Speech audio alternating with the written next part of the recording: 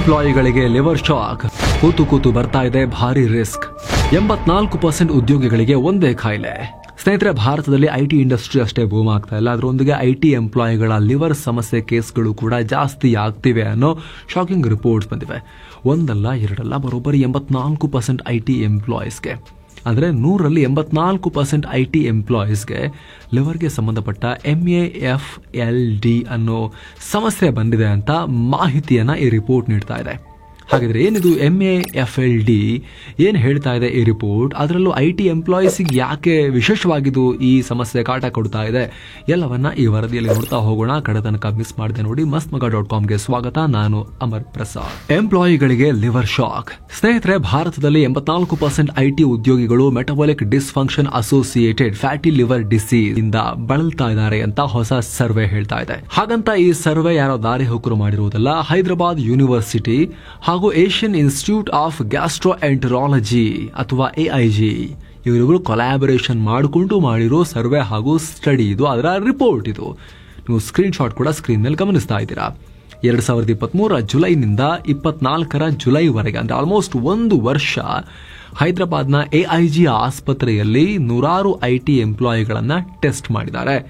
ಬೆಂಗಳೂರು ತರ ಅಲ್ಲೂ ಕೂಡ ಒಂದಷ್ಟು ಐಟಿ ಬಿಸ್ನೆಸ್ ಹಬ್ ಇದೆಯಲ್ಲ, ಸೊ ಚೆಕ್ ಮಾಡಿದ್ದಾರೆ. ಇದರಲ್ಲಿ 100 ಸಂಖ್ಯೆಯಲ್ಲಿ ಐಟಿ ಎಂಪ್ಲಾಯೀಸ್ ಪಾರ್ಟಿಸಿಪೇಟ್ ಮಾಡಿ ನಿರಂತರವಾಗಿ biochemical test, metabolism test, liver function, liver scans ಟೆಸ್ಟ್ಗಳೆಲ್ಲ ಅಟೆಂಡ್ ಮಾಡಿದ್ದಾರೆ. ಹಲವು ಸೆಷನ್ಗಳಲ್ಲಿ ಬಾಡಿ ಮಾಸ್ ಇಂಡೆಕ್ಸ್, ತೂಕ ಹಾಗೂ BP ಮಾನಿಟರ್ ಮಾಡಲಾಗಿದೆ. ಲಿವರ್ ಸಿರೋಸಿಸ್ ಹಾಗೂ ಫೈಬ್ರೋಸಿಸ್ ಕಾಯಿಲೆಗಳಿಗೆ ಸ್ಕ್ರೀನಿಂಗ್ ಮಾಡಲಾಗಿದೆ. ಇಷ್ಟೆಲ್ಲ ಆದ್ಮೇಲೆ ಬರೋಬ್ಬರಿ 84% ಜನರಿಗೆ MAFLD ಇರುವ ಅಥವಾ ಅದು ಡೆವಲಪ್ ಆಗ್ತಿರೋ ಶಾಕಿಂಗ್ ವಿಚಾರ ಬಯಲಾಗಿದೆ. ಈ ರಿಪೋರ್ಟ್ ಅನ್ನ ನೇಚರ್ ಜರ್ನಲ್ನ ಸೈಂಟಿಫಿಕ್ ರಿಪೋರ್ಟ್ಸ್ ಕಾಲಮ್ಗೂ ಅಕ್ಸೆಪ್ಟ್ ಮಾಡಲಾಗಿದೆ. ನೇಚರ್ ಜರ್ನಲ್ ತುಂಬಾ ಪ್ರತಿಷ್ಠಿತವಾಗಿರೋ ಜರ್ನಲ್. ಸ್ನೇಹಿತರೆ, ಐಟಿ ಎಂಪ್ಲಾಯೀಸ್ ಭಾರತಕ್ಕೆ ತುಂಬಾ ಇಂಪಾರ್ಟೆಂಟ್. ಭಾರತದ ಆರ್ಥಿಕತೆಯ ಈ ಹೊಸ ಎಂಜಿನ್ ಏನಿದೆ, ಸರ್ವಿಸ್ ಸೆಕ್ಟರ್ನ ಬೂಮ್ ಏನಿದೆ, ಅದನ್ನ ಎತ್ಕೊಂಡು ಹೋಗ್ತಾ ಇರೋರೆ, ದೇಶಕ್ಕೆ ಶಕ್ತಿಯನ್ನ ತುಂಬತಾ ಇರೋರೆ, ಅವರು ದುಡಿದು ಅವರ ಫ್ಯಾಮಿಲಿಯನ್ನ ಕೂಡ ಸಾಕೋ ಮೂಲಕ ದೊಡ್ಡ ಪ್ರಮಾಣದ ಆರ್ಥಿಕ ಚಟುವಟಿಕೆಗೆ ಕಾರಣ ಆಗ್ತಿರೋದೇ ಭಾರತದ ಐಟಿ ಎಂಪ್ಲಾಯೀಸ್. 54 ಲಕ್ಷಕ್ಕೂ ಅಧಿಕ ಐಟಿ ಎಂಪ್ಲಾಯೀಸ್ ಇದ್ದಾರೆ. ಅವರ ಹಿತರಕ್ಷಣೆ ತುಂಬಾ ಇಂಪಾರ್ಟೆಂಟ್. ಈಗ 84% ಐಟಿ ಎಂಪ್ಲಾಯೀಸ್ಗೆ ಈ ರೀತಿ ಸಮಸ್ಯೆಗಳು, ಫ್ಯಾಟಿ ಲಿವರ್ನ ಇಶ್ಯೂ ಡೆವಲಪ್ ಆಗ್ತಾ ಇದೆ ಅಂತ ಈ ರಿಪೋರ್ಟ್ ಹೇಳ್ತಿರೋದ್ರಿಂದ ಬಹಳ ಆತಂಕದ ವಿಚಾರ ಇದು. ಜೊತೆಗೆ ಐಟಿ ಜಾಬ್ ರೀತಿಯೇ ಇರೋ ಬೇರೆ ಕೆಲಸ ಮಾಡೋರಿಗೂ ಕೂಡ ಇದು ಅನ್ವಯ ಆಗಬಹುದು. ಇದೇ ಕಾರಣಕ್ಕೆ ಭಾರತದಲ್ಲಿ ಇದು ಸೈಲೆಂಟ್ ಎಪಿಡೆಮಿಕ್ ಆಗ್ತಾ ಇದೆ ಅನ್ನೋ ಚರ್ಚೆ ಶುರುವಾಗಿದೆ. ಆಘಾತಕಾರಿ ವಿಚಾರ ಏನು ಅಂದ್ರೆ, ಎಷ್ಟೋ ಜನರಿಗೆ ಈ ಸಮಸ್ಯೆ ಇರುವುದೇ ಗೊತ್ತಿರೋದಿಲ್ಲ. ಸ್ನೇಹಿತರೆ, ವರದಿಯಲ್ಲಿ ಮುಂದುವರಿಯೋಕ್ಕಿಂತ ಮುಂಚೆ ಈ ವಿಡಿಯೋದ ಪಾರ್ಟ್ನರ್ಸ್ ಆಗಿರೋ ಟರ್ಮ್ ಮತ್ತು ಹೆಲ್ತ್ ಇನ್ಶೂರೆನ್ಸ್ ಬಗ್ಗೆ ಕ್ವಿಕ್ ಆಗಿ ನಿಮಗೆ ಮಾಹಿತಿಯನ್ನು ಕೊಟ್ಟು ನಾವು ಮುಂದುವರಿಯೋಣ. ಸ್ನೇಹಿತರೆ, ಟರ್ಮ್ ಇನ್ಶೂರೆನ್ಸ್ ಮಾಡಿಸೋದು ದುಡಿತಾ ಇರೋ ವ್ಯಕ್ತಿಗೆ ಏನಾದರೂ ಹೆಚ್ಚು ಕಮ್ಮಿಯಾಗಿ ಅವರು ಇಲ್ಲ ಅಂದ್ರೆ ಅವರ ಫ್ಯಾಮಿಲಿಗೆ ಆರ್ಥಿಕ ಭದ್ರತೆ ಇರಲಿ ಅಂತ ಹೆಲ್ತ್ ಇನ್ಶೂರೆನ್ಸ್ ಮಾಡಿಸೋದು. ಇದು ಕೂಡ ಒಂದು ಪ್ರೊಟೆಕ್ಷನ್ ಪ್ಲಾನೇ. ನಿಮಗೆ ನಿಮ್ಮ ಫ್ಯಾಮಿಲಿಗೆ ಆರೋಗ್ಯದ ಭದ್ರತೆ ಇರಲಿ, ಹುಷಾರು ತಪ್ಪಿದ್ರೆ ಆಸ್ಪತ್ರೆ ಬಿಲ್ ಬಗ್ಗೆ ಚಿಂತೆ ಮಾಡಬೇಕು ಅಂತ ಇರಬಾರ್ದು. ಹೆಲ್ತ್ ಇನ್ಶೂರೆನ್ಸ್ ಆ ಬಿಲ್ ಅನ್ನ ಪೇ ಮಾಡಬೇಕು ಅನ್ನೋ ಉದ್ದೇಶದಿಂದ. ಸೊ ನೀವು 400 ರೂಪಾಯಿನೋ 500 ರೂಪಾಯಿನೋ 600 ರೂಪಾಯಿನೋ ಪರ್ ಮಂತ್, ಅಂದ್ರೆ ನಿಮ್ಮ ಏಜ್ ಮೇಲೆ ಡಿಪೆಂಡ್ ಆಗುತ್ತೆ ಪ್ರೀಮಿಯಂ. ಅದು ನೀವು 1 ಕೋಟಿನೋ 2 ಕೋಟಿನೋ ಈ ರೀತಿ ಟರ್ಮ್ ಇನ್ಶೂರೆನ್ಸ್ ಕವರೇಜ್ ತಗೊಂಡ್ರೆ ತಿಂಗಳಿಗೆ 400, 500, 600 ರೂಪಾಯಿ ರೇಂಜ್ ನಲ್ಲಿ. ಅಗೇನ್ ಯಂಗ್ ಏಜ್ ನವ್ರಿಗೆ ಕಮ್ಮಿ ಇರುತ್ತೆ, ಏಜ್ ಜಾಸ್ತಿ ಆಗ್ತಾ ಹೋಗ್ತಾ ಪ್ರೀಮಿಯಂ ಜಾಸ್ತಿ ಆಗುತ್ತೆ. ಸೊ ನೀವು ಆ ರೀತಿ ಮಾಡಿಸಿದ್ರೆ ದುಡಿತಾ ಇರೋ ಅರ್ನಿಂಗ್ ಮೆಂಬರ್ಗೆ ಏನಾದರೂ ಹೆಚ್ಚು ಕಮ್ಮಿ ಆದ್ರೆ ಆ ಫ್ಯಾಮಿಲಿಗೆ ಆರ್ಥಿಕವಾಗಿ ಒಂದು ಸೆಕ್ಯೂರಿಟಿ ಇರುತ್ತೆ ಅಂತ. ಅದು ಟರ್ಮ್ ಇನ್ಶೂರೆನ್ಸ್ ನ ಬೇಸಿಕ್ ಡಿಸೈನ್.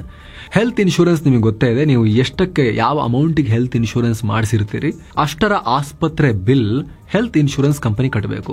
ಆ ರೀತಿ ಡಿಸೈನ್ ಆಗಿರೋ product health protection plan, health insurance. ಇಲ್ಲಿ ಕೆಲವರು ಹೇಳ್ತಿರ್ಬೋದು, ನಾವು ಕಾರ್ಪೊರೇಟ್ ಕಂಪನಿಯಲ್ಲಿ ಎಂಪ್ಲಾಯೀಸ್, ನಮಗೆ ಕಂಪನಿಯ ಹೆಲ್ತ್ ಇನ್ಶೂರೆನ್ಸ್ ಇದೆ ಅಂತ. ಸ್ನೇಹಿತರೆ, ಕಂಪನಿಯ ಹೆಲ್ತ್ ಇನ್ಶೂರೆನ್ಸ್ ಅಲ್ಲಿ ಕೆಲಸ ಮಾಡೋ ತನಕ ಮಾತ್ರ ಇರುತ್ತೆ. ಕೆಲವೊಂದಷ್ಟು ಕಾಯಿಲೆಗಳಿಗೆ ವೇಟಿಂಗ್ ಪೀರಿಯಡ್ ಎಲ್ಲ ಇರುತ್ತೆ. ಹಾಗಾಗಿ ನಿಮ್ಮ ಪರ್ಸನಲ್ ಹೆಲ್ತ್ ಇನ್ಶೂರೆನ್ಸ್ ಕೂಡ ಮುಂಚಿನಿಂದಲೇ ಇರುವುದು ತುಂಬಾ ತುಂಬಾ ಇಂಪಾರ್ಟೆಂಟ್ ಅಂತ ಎಲ್ಲ ಆರ್ಥಿಕ ತಜ್ಞರು ಕೂಡ ಅಡ್ವೈಸ್ ಮಾಡ್ತಾರೆ. ಯಾಕಂದ್ರೆ ಕಂಪನಿಲಿ ಇತ್ತು, ಕಂಪನಿ ಚೇಂಜ್ ಆಯಿತು, ಆ ಟೈಮ್ನಲ್ಲಿ ಏನಾದರೂ ಹುಷಾರು ತಪ್ಪಿದ್ರೆ ನಿಮಗೆ ಕವರೇಜ್ ಇರೋದಿಲ್ಲ. ಕೂಡಲೇ ಮಾಡಿಸ್ತೀನಿ ಅಂದ್ರೂ ಕೂಡ ಕೆಲವೊಂದು ಕಾಯಿಲೆಗಳಿಗೆ ವೇಟಿಂಗ್ ಪೀರಿಯಡ್ ಇರುತ್ತೆ, ಕೆಲವೊಂದಷ್ಟು ಸಮಸ್ಯೆಗಳಿಗೆ, ಪ್ರೀ ಎಕ್ಸಿಸ್ಟಿಂಗ್ ಡಿಸೀಸಸ್ಗಳಿಗೆ. ಹಾಗಾಗಿ ಎಷ್ಟು ಬೇಗ ವೈಯಕ್ತಿಕವಾಗಿರೋ ಒಂದು ಇನ್ಶೂರೆನ್ಸ್ ಪ್ರೊಟೆಕ್ಷನ್ ಇಟ್ಕೊಂಡಿರ್ತೀರೋ ಅಷ್ಟು ಒಳ್ಳೆಯದು. 2ರ ಲಿಂಕ್ ಅನ್ನು ನಾವು ಡಿಸ್ಕ್ರಿಪ್ಷನ್ ಅಲ್ಲಿ ಪಿನ್ ಮಾಡಿರೋ ಕಾಮೆಂಟ್ ಅಲ್ಲಿ ಕೊಟ್ಟಿರ್ತೀವಿ. ವಿತ್ ಎಕ್ಸ್ಟ್ರಾ ಆನ್ಲೈನ್ ಡಿಸ್ಕೌಂಟ್ ನೊಂದಿಗೆ ನೀವು ಇವುಗಳನ್ನ ಬೈ ಮಾಡಬಹುದು. ಡಿಸ್ಕ್ರಿಪ್ಷನ್ ಅಲ್ಲಿ ಮತ್ತು ಪಿನ್ಡ್ ಕಾಮೆಂಟ್ ನಲ್ಲಿ ಲಿಂಕ್ ಇದೆ, ಆಸಕ್ತರು ಮಿಸ್ ಮಾಡದೆ ಚೆಕ್ ಮಾಡಿ ಅಪ್ಲೈ ಮಾಡಬಹುದು. ಬನ್ನಿ ಈಗ ನಾವು ಈ ವರದಿಯಲ್ಲಿ ಮುಂದುವರಿಯೋಣ. ಲಕ್ಷಣಗಳೇ ಇಲ್ಲದ ಕಾಯಿಲೆ. ಸ್ನೇಹಿತರೆ, MAFLD ಅಂದ್ರೆ ನಮ್ಮ ದೇಹ ಯಕೃತ್ ಅಥವಾ ಲಿವರ್ ನಲ್ಲಿ ಕೊಬ್ಬು ಸ್ಟೋರ್ ಮಾಡ್ತಾ ಹೋಗೋದು. ಇದು ಒಂದೇ ಕಾಯಿಲೆ ಅಲ್ಲ, ಹಲವು ಕಾಯಿಲೆಗಳ ಗುಂಪು ಅಂತ ಹೇಳ್ಬೋದು. ಇದನ್ನ ಹಿಂದೆ non alcoholic fatty liver disease ಅಂತ ಇದ್ರು. ಹೆಚ್ಚಿನ ಕೇಸ್ಗಳಲ್ಲಿ ಯಾವುದೇ ಸಿಂಪ್ಟಮ್ಸ್ ತೋರಿಸದೆ ಸೈಲೆಂಟ್ ಆಗಿರುವಂತ ಕಾಯಿಲೆ. ಆದರೆ ಸಮಯ ಆಗ್ತಾ ಆಗ್ತಾ ಒಂದು ವೇಳೆ ಫ್ಯಾಟ್ ಸ್ಟೋರೇಜ್ ಕಂಟ್ರೋಲ್ ಮಾಡಲಿಲ್ಲ ಅಂದ್ರೆ ಸಿರೋಸಿಸ್ ಆಗಬಹುದು. ಸಿರೋಸಿಸ್ ಅಂದ್ರೆ ಲಿವರ್ನ ಪರ್ಮನೆಂಟ್ ಡ್ಯಾಮೇಜ್. ಸಿರೋಸಿಸ್ ಜಾಸ್ತಿ ಆಗ್ತಾ ಹೋದ್ರೆ ಲಿವರ್ ಫೇಲೇ ಆಗಬಹುದು. ಅಷ್ಟೇ ಅಲ್ಲ, ಫ್ಯಾಟಿ ಲಿವರ್ನಿಂದ ಕ್ಯಾನ್ಸರ್ನ ಸಾಧ್ಯತೆಗಳು ಕೂಡ ಓಪನ್ ಅಪ್ ಆಗ್ತಾ ಹೋಗ್ತವೆ. ಆಗ ಲಿವರ್ ಟ್ರಾನ್ಸ್ಪ್ಲಾಂಟ್ ಮಾಡೋದು ಬಿಟ್ಟು ಬೇರೆ ದಾರಿ ಇರುವುದಿಲ್ಲ. ಹೈದರಾಬಾದ್ ವಿವಿಯ ಇದೇ ಸರ್ವೆನಲ್ಲಿ ಪಾಲ್ಗೊಂಡಿದ್ದ 71% IT ಎಂಪ್ಲಾಯಿಗಳಿಗೆ ಒಬೆಸಿಟಿ ಕೂಡ ಇತ್ತು. ಜೊತೆಗೆ 34% ಜನರಿಗೆ ಮೆಟಬಾಲಿಕ್ ಸಿಂಡ್ರೋಮ್ ಇತ್ತು. ಮೆಟಬಾಲಿಕ್ ಸಿಂಡ್ರೋಮ್ ಅಂದ್ರೆ ಹೃದಯ ಸಂಬಂಧಿ ಕಾಯಿಲೆ, ಸ್ಟ್ರೋಕ್ ಹಾಗೂ ಟೈಪ್ 2 ಡಯಾಬಿಟಿಸ್ ಬರೋ ರಿಸ್ಕ್ ಫ್ಯಾಕ್ಟರ್ ಜಾಸ್ತಿ ಆಗೋ ಕಂಡೀಷನ್. ಸಾಕಷ್ಟು IT ಕಂಪನಿ ಎಂಪ್ಲಾಯಿಗಳ ಆರೋಗ್ಯಕ್ಕೆ ವೆಲ್ನೆಸ್ ಪ್ರೋಗ್ರಾಮ್ ಕೊಟ್ಟಿದ್ರು ಕೂಡ ರಿಸ್ಕ್ ಜಾಸ್ತಿ ಆಗ್ತಾ ಇದೆ ಅಂತ ಈ ರಿಪೋರ್ಟ್ ಹೇಳ್ತಾ ಇದೆ. ಹಾಗಿದ್ರೆ ಇಷ್ಟು ದೊಡ್ಡ ಸಂಖ್ಯೆಯಲ್ಲಿ IT ಎಂಪ್ಲಾಯಿಗಳಲ್ಲೇ MSFLD ಕಾಣಿಸ್ಕೊಳ್ತಿರೋದು ಯಾಕೆ? ಇದಕ್ಕೆ ಪರಿಹಾರ ಏನು ಅಂತ ಕೂಡ ನಾವು ನೋಡ್ತಾ ಹೋಗೋಣ. ಕುರ್ಚಿನೇ ವಿಲನ್, ಕಂಪ್ಯೂಟರೇ ಹಿತಶತ್ರು. ಗಂಟೆಗಟ್ಟಲೆ ಡೆಸ್ಕ್ ನಲ್ಲಿ ಕೂತಿರೋದು, ಮನೆಗೆ ಹೋದ್ಮೇಲೂ ಟಿವಿ ಮೊಬೈಲ್ ಮುಂದೆ ಕೂತಿರೋದು, ಆಕ್ಟಿವಿಟಿ ಇಲ್ಲದೆ ಇರೋದು, ಕೆಲಸಕ್ಕೆ ಸಂಬಂಧಪಟ್ಟ ಸ್ಟ್ರೆಸ್, ಅದರಲ್ಲೂ ನಿರಂತರವಾಗಿ ಸ್ಟ್ರೆಸ್ಫುಲ್ ಆಗಿರೋದು, ಟಾರ್ಗೆಟ್ ಪ್ರಾಜೆಕ್ಟ್ ಅಂತ ಅದರಿಂದ ಕಾರ್ಟಿಸಾಲ್ ಲೆವೆಲ್ ಜಾಸ್ತಿ ಆಗ್ತಿರೋದು, ಅನ್ಹೆಲ್ದಿ ಫುಡ್ ಹ್ಯಾಬಿಟ್ಸ್, ಅದರಲ್ಲೂ high calorie beverages, processed food, fast food ತಿಂತಾ ಇರೋದು, ಫಿಸಿಕಲ್ ಆಕ್ಟಿವಿಟಿ ಇಲ್ಲದೆ ಇರೋದು, ಇವೆಲ್ಲ ಫ್ಯಾಟಿ ಲಿವರ್ ಆಗ್ತಿರೋದಕ್ಕೆ ಕಾರಣ ಅಂತ ಈ ಸ್ಟಡಿ ಹೇಳ್ತಾ ಇದೆ. ಜೊತೆಗೆ ಮದ್ಯಪಾನ ಕೂಡ ತುಂಬಾ ಕೊಡುಗೆ ಕೊಡ್ತಾ ಇದೆ.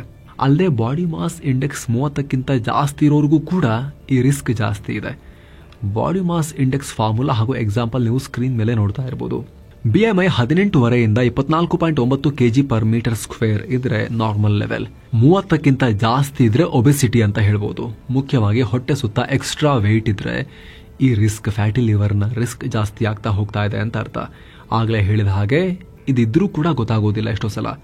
ಆದರೆ ಲಾಂಗ್ ಟರ್ಮ್ನಲ್ಲಿ ಸಿರೋಸಿಸ್, ಕ್ಯಾನ್ಸರ್ ಅಷ್ಟೇ ಅಲ್ಲ, ಡಯಾಬಿಟೀಸ್, ಹಾರ್ಟ್ ಸಮಸ್ಯೆ, ಯಾವಾಗಲೂ ದೇಹ ವೀಕ್ ಅನ್ಸೋದು, ಹಾರ್ಮೋನ್ ಹೆಚ್ಚು ಕಮ್ಮಿ ಆಗೋದು, ಅಜೀರ್ಣದ ಸಮಸ್ಯೆ, ಹೀಗೆ ಸಾಲು ಸಮಸ್ಯೆಗಳು ಆಗಬಹುದು. ಹೀಗಾಗಿ ಫ್ಯಾಟಿ ಲಿವರ್ ಬರಬಾರ್ದು ಅಂದ್ರೆ ಏನ್ ಮಾಡಬೇಕು? ಕೆಲಸ ಮಾಡೋದಂತೂ ಅನಿವಾರ್ಯ, ಬಿಟ್ಟು ಹೋಗೋಕ್ಕಾಗಲ್ಲ. IT ಜಾಬ್ ಆಗಿರ್ಬೋದು ಅಥವಾ ಆ ರೀತಿ ಕುತ್ಕೊಂಡೇ ಮಾಡೋ ಯಾವುದೇ ಕೆಲಸ ಆಗಿರ್ಬೋದು, ನಮ್ಮ ಲೈವ್ಲಿಹುಡ್ ಆಗಿರುತ್ತೆ, ಅದನ್ನು ಮಾಡಲೇಬೇಕು. ಅದನ್ನು ಮಾಡಿಕೊಂಡು ಒಳ್ಳೆ ಲಿವರ್ ಹೆಲ್ತ್ ಅನ್ನ ಮೇಂಟೈನ್ ಮಾಡೋದು ಹೇಗೆ ಅಂತ ಒಂದಷ್ಟು ಬೇಸಿಕ್ ಇನ್ಫಾರ್ಮೇಶನ್ ಅನ್ನ ನಾವೀಗ ನೋಡ್ತಾ ಹೋಗೋಣ. ಲೈಫ್ ಸ್ಟೈಲ್ ಕಾಯಿಲೆಗೆ ಲೈಫ್ ಸ್ಟೈಲೇ ಮತ್ತು ಸ್ನೇಹಿತರೆ, ಫ್ಯಾಟಿ ಲಿವರ್ ಆಗದಂತೆ ತಡೆಯೋಕೆ ಅಥವಾ ಬಂದಿದ್ರು ರಿವರ್ಸ್ ಮಾಡೋಕೆ ಲೈಫ್ ಸ್ಟೈಲ್ ನಲ್ಲಿ ಬದಲಾವಣೆ ಮಾಡ್ಕೊಳ್ಳೋದ್ರಿಂದ ಮಾತ್ರ ಸಾಧ್ಯ. ಅದರಲ್ಲೂ ಕೂಡ ಮುಖ್ಯವಾಗಿ ಫಿಸಿಕಲ್ ಆಕ್ಟಿವಿಟಿ ಅಂತ ಬಂದಾಗ ವಾಕಿಂಗ್ ಇಟ್ಕೋಬಹುದು. ನೀವು ಬೆಳಿಗ್ಗೆ ಒಂದು ಅರ್ಧ ಗಂಟೆ, ಸಂಜೆ ಒಂದು ಅರ್ಧ ಗಂಟೆ ವಾಕಿಂಗ್ ಇಟ್ಕೋಬಹುದು.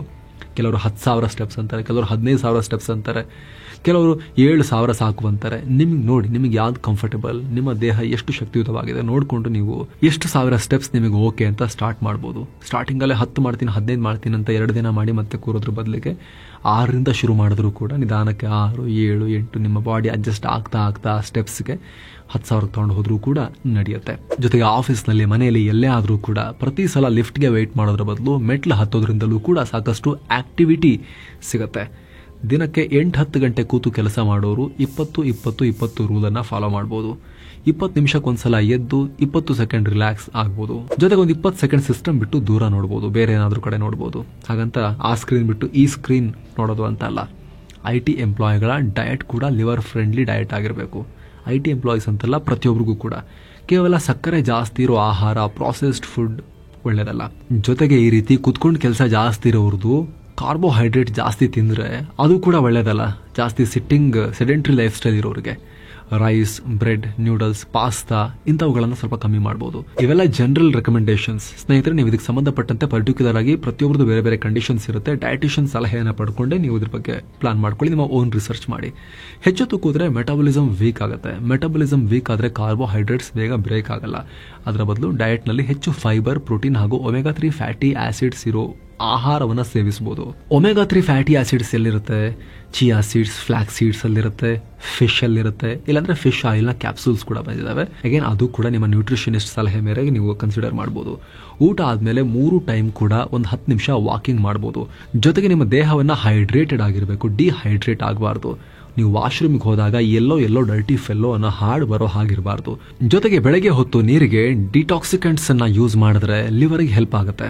ನಿಂಬೆಹಣ್ಣು, ಅರಿಶಿಣ, ಗ್ರೀನ್ ಟೀ ಇವೆಲ್ಲ ಲಿವರ್ ಅನ್ನ ಕ್ಲೀನ್ ಮಾಡೋ ಆಹಾರ ಅಥವಾ ಪಾನೀಯಗಳು ಅಂತ ಇವುಗಳನ್ನ ಗುರುತಿಸ್ತಾರೆ. ಕಾಫಿ ಕೂಡ ಲಿವರ್ ಹೆಲ್ತ್ಗೆ ಒಳ್ಳೇದು ಅಂತ ಒಂದಷ್ಟು ಸ್ಟಡೀಸ್ ಹೇಳ್ತವೆ. ಆದ್ರೆ ಸಕ್ಕರೆ ಹಾಕ್ದಿರೋ ಕಾಫಿ ಬಗ್ಗೆ ನಾವಿಲ್ಲಿ ಹೇಳ್ತಿರ್ಬೋದು. ಕೆಲವರು ಕಾಫಿ ಕುಡಿದ್ರೆ ನಿದ್ರೆ ಬರದೇ ಇರಬಹುದು ಅಂತವ್ರು ಡಿಕ್ಯಾಫಿನೇಟೆಡ್ ಕಾಫಿ ಇದಾವೆ, ಅವುಗಳನ್ನ ಕೂಡ ಮಾರ್ಕೆಟ್ ನಲ್ಲಿ ಚೆಕ್ ಮಾಡಬಹುದು. ಆನ್ಲೈನ್ ನಲ್ಲಿ ನಿಮಗೆ ಸಿಗುತ್ತೆ ಡಿಕ್ಯಾಫಿನೇಟೆಡ್ ಕಾಫಿದೆ ಟೇಸ್ಟ್ ಇರುತ್ತೆ, ಆದ್ರೆ ಕೆಫೀನ್ ಅಂಶ ಇರೋಲ್ಲ. ನಿದ್ದೆಯನ್ನ ಕಿತ್ಕೊಳ್ಳೋ ಆ ಕೆಫೀನ್ ಅಂಶ ಅದರಲ್ಲಿ ಇರೋದಿಲ್ಲ. ಜೊತೆಗೆ ಸನ್ಲೈಟ್ ಫಾಸ್ಟಿಂಗ್ ಮಾಡೋದ್ರಿಂದಲೂ ಲಿವರ್ ಮೇಲೆ ಪಾಸಿಟಿವ್ ಪರಿಣಾಮ ಉಂಟಾಗಬಹುದು. ಸನ್ಲೈಟ್ ಫಾಸ್ಟಿಂಗ್ ಅಂದ್ರೆ ಸಂಜೆ ಸೂರ್ಯ ಮುಳುಗೋಕ್ ಮುಂಚೆ ದಿನದ ಕೊನೆ ಮೀಲ್ ತಿಂದು ಮುಗಿಸೋದು. ಇದರಿಂದ ದೇಹದ ಸರ್ಕೇಡಿಯನ್ ರಿದಮ್ ಸೆಟ್ ಆಗಿ ಜೀರ್ಣಕ್ರಿಯೆಗೆ ಹೆಲ್ಪ್ ಆಗಬಹುದು. ಲಿವರ್ ಫ್ಯಾಟ್ ಕೂಡ ಕಮ್ಮಿಯಾಗಿ ಮೆಟಬಾಲಿಸಮ್ ಕೂಡ ಇಂಪ್ರೂವ್ ಆಗುತ್ತೆ. ಏನೋ ಹಾಗಲಕಾಯಿ, ಬೇವು, ಮೆಂತ್ಯ ಈ ರೀತಿ ಕೆಲವೊಂದು ಕಹಿರೋ ಆಹಾರಗಳು ಕೂಡ ಲಿವರ್ಗೆ ಒಳ್ಳೆಯದು. ಜೊತೆಗೆ ನಿದ್ದೆ ಹಾಗೂ ಸ್ಟ್ರೆಸ್ ಮ್ಯಾನೇಜ್ಮೆಂಟ್. ದಿನಕ್ಕೆ 7 ರಿಂದ 8 ಗಂಟೆ ನಿದ್ದೆ ಮಾಡೋಕೆ ಪ್ರಯತ್ನ ಪಡಬೇಕು. ಅದರಲ್ಲೂ ಕೂಡ ಎಡಮಗ್ಗಲಲ್ಲಿ ಮಲಗಿದಾಗ ಲಿವರ್ ಫಂಕ್ಷನ್ ಇಂಪ್ರೂವ್ ಆಗುತ್ತೆ ಅಂತ ಹೇಳ್ತಾರೆ. ಯಾಕಂದ್ರೆ ಲಿವರ್ ಸ್ವಲ್ಪ ರೈಟ್ ಸೈಡ್ ಇರುತ್ತೆ. ಏನು ಸಾಧ್ಯ ಆದ್ರೆ ಲಿವರ್ ಟೆಸ್ಟ್ ಮಾಡಿಸಿ ಎನ್ಸೈಮ್ಸ್ ಎಷ್ಟಿದೆ ಲಿವರ್ ಅಲ್ಲಿ, ಕೊಲೆಸ್ಟ್ರಾಲ್ ಲೆವೆಲ್ ಎಷ್ಟಿದೆ, ಹಾಗೆ ಬಾಡಿಲಿ ಇನ್ಸುಲಿನ್ ಲೆವೆಲ್ ಎಷ್ಟಿದೆ, ಇವೆಲ್ಲವನ್ನ ನೀವು ತಿಳ್ಕೋಬಹುದು. ಇದಕ್ಕೆಲ್ಲ ನೀವು ವೈದ್ಯರ ಹತ್ರ ಹೋಗಿ ಅವರ ಮಾರ್ಗದರ್ಶನದಲ್ಲಿ ಮುಂದುವರಿಬೇಕು. ಥ್ಯಾಂಕ್ ಯು ಸೋ ಮಚ್ ಸ್ನೇಹಿತರೆ. ಆಗ್ಲೇ ಹೇಳಿದ ಟರ್ಮ್ ಮತ್ತು ಹೆಲ್ತ್ ಇನ್ಶೂರೆನ್ಸ್ ಇನ್ನೂ ಯಾರು ಮಾಡಿಸಿಲ್ಲ, ಮಾಡಿಸಬೇಕು ಅಂತ ಅನ್ಕೊಂಡಿದ್ದೀರಿ, ಅವರು ಡಿಸ್ಕ್ರಿಪ್ಷನ್ ಮತ್ತು ಪಿನ್ ಮಾಡಿರೋ ಕಾಮೆಂಟ್ ನಲ್ಲಿ ಕ್ಲಿಕ್ ಮಾಡೋ ಮೂಲಕ ಭಾರತದ ಎಲ್ಲಾ ಟಾಪ್ ಪ್ರೊವೈಡರ್ಗಳ ಪ್ಲಾನ್ಗಳನ್ನ ಕಂಪೇರ್ ಮಾಡಿ ವಿತ್ ಎಕ್ಸ್ಟ್ರಾ ಆನ್ಲೈನ್ ಡಿಸ್ಕೌಂಟ್ನೊಂದಿಗೆ ಅಪ್ಲೈ ಮಾಡಬಹುದು. ನಿಮಗೆ ಯಾವ ಏಜ್ಗೆ ಏನು ಪ್ರೀಮಿಯಂ ಬರುತ್ತೆ, ಎಷ್ಟು ಕವರೇಜ್ ಸಿಗುತ್ತೆ ಅಂತ ಚೆಕ್ ಕೂಡ ಮಾಡಬಹುದು. ಡಿಸ್ಕ್ರಿಪ್ಷನ್ ಅಲ್ಲಿ ಪಿನ್ ಕಾಮೆಂಟ್ ನಲ್ಲಿ ಲಿಂಕ್ ಇದೆ. Thank you so much. ಮತ್ತೆ ಭೇಟಿ ಆಗ್ತಿರೋಣ. ನಮಸ್ತೆ.